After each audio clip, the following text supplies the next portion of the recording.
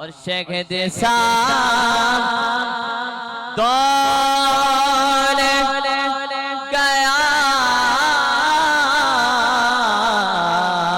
मेरी शिरियानों में। शहद साहब दौड़ गया